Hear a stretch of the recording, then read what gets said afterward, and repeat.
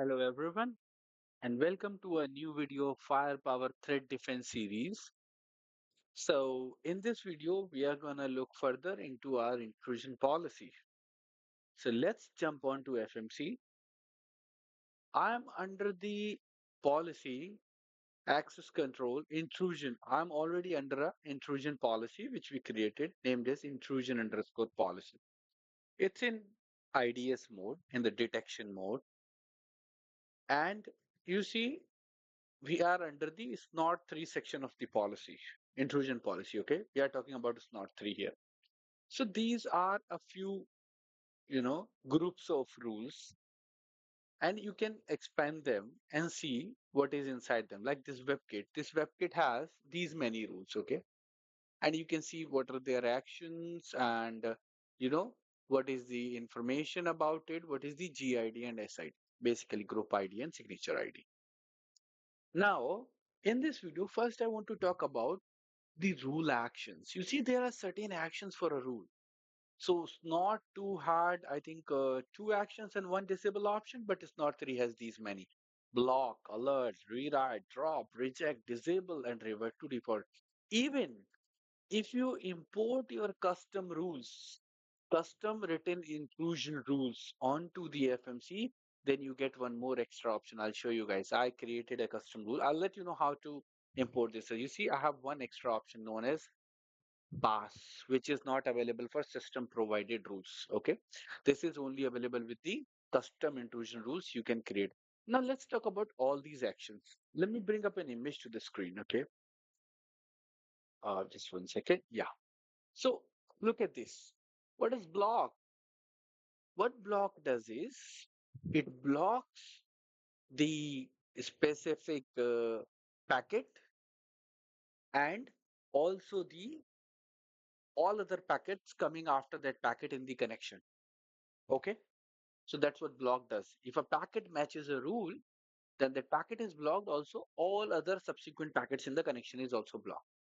Alert. It doesn't block the connection. It just throws an alert. It doesn't do anything. It generates an event, but doesn't drop packet and doesn't block the connection. Disable. Rule is inactive. No traffic is matched. You guys already aware about. Revert to default is basically what is the system's default action for that rule. That's where it will take it. Pass.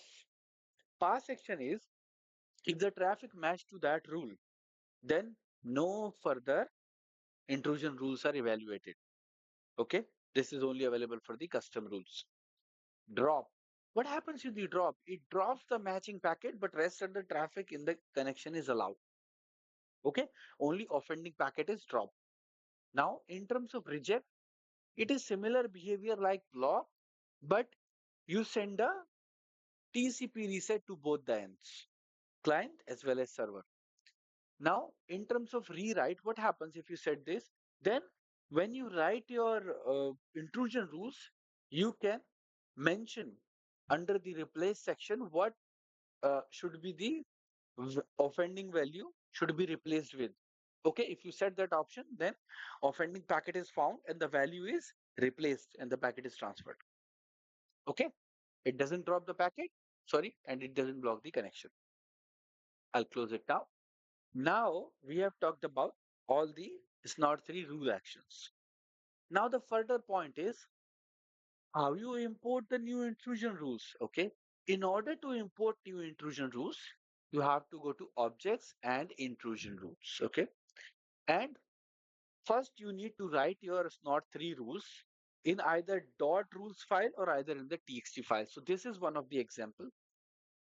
I created this rule to detect the credit card numbers going in the packets. Okay, we are going to do basically a demo of how you can achieve DLP kind of functionality with the help of intrusion rules. It's not fully supported in SNOT 3 at that, I would say at that advanced level, but you can use these patterns. This parameter SD pattern is used to match the patterns, and then you can set the threshold. How many? You know, if there is one, no alert. If there is two, no alert. If there is more than two, you have an alert or maybe intended action which you set on the rule. Now, I took this file which is rules.txt I went to SNOT 3 rules because this is a SNOT 3 rules. Now you have to go to here,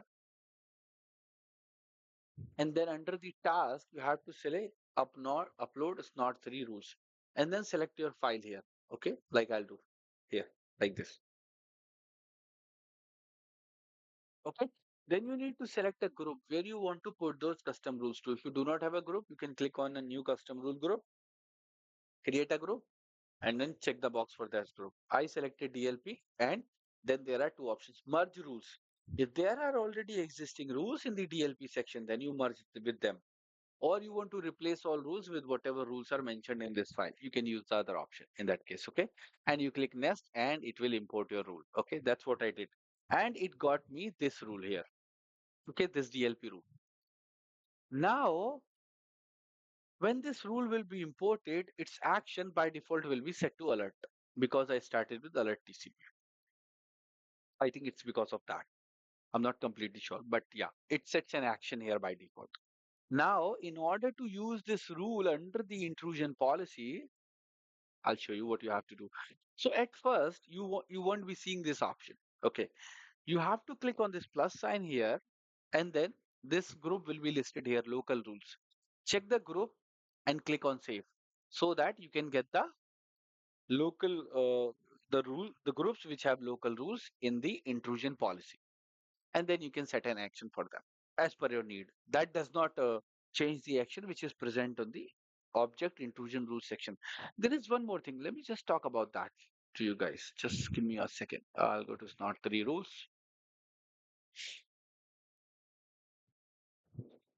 and I'll go to here. And I wanted to talk about something. Yeah, if you see, here there is one more option under the actions per intrusion policy.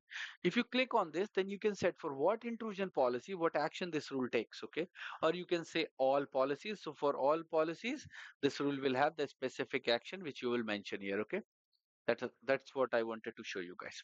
Now, I I added this intrusion policy which we created, intrusion underscore policy, in my access control policy rule.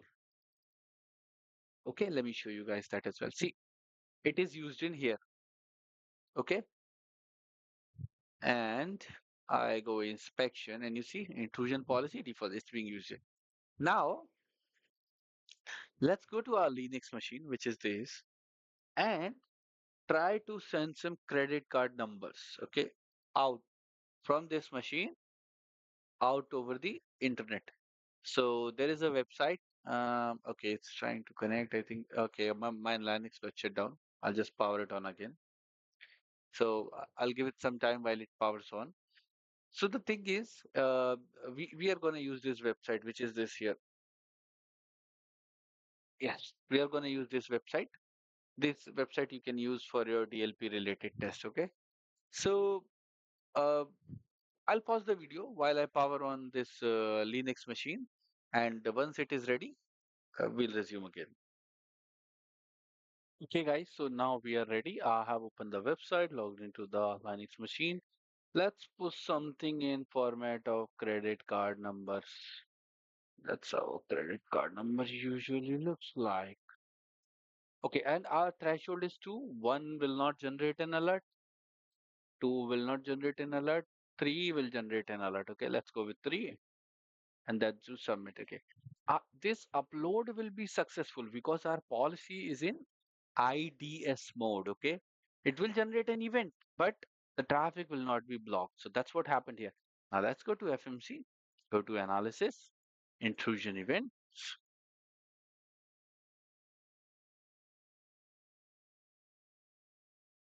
Okay, so I'll go to table view of events. See, this is the latest one. This is what happened just now. You see, wood block, it was detected. And we can even, I think if I go to unified events, I can see more information about this, like source IP, destination IP, what zone to what zone it went, and all other information. Let's see what is recorded. Yeah, see, wood block. If I go here, 1550, latest log, current time is 1552. You see? Yeah. What rule was matched? Intrusion message is this. And what was the rule? This rule was matched. You can even see what was the packet content. Go to packet bytes and it will find that those credit card numbers here. I'll show you. Yeah, just let me go up.